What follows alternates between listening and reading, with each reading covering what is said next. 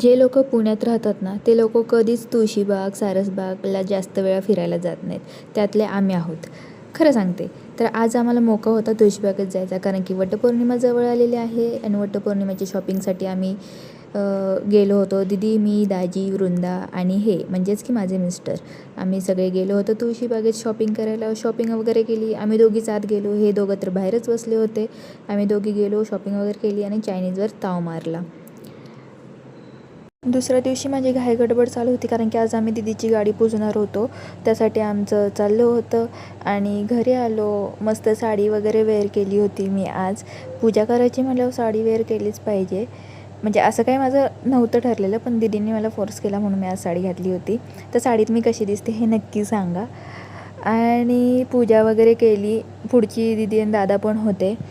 मग आम्ही सगळ्यांसाठी प्लॅन केला होता पावभाजीचा. चपाती भाजी तर काही दररोज खाऊन खाऊन कंटाळा आला होता.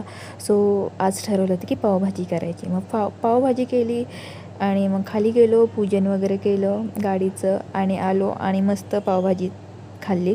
असा होता माझा डे. भेटू नेक्स्ट व्लॉगमध्ये. Bye bye. Take care.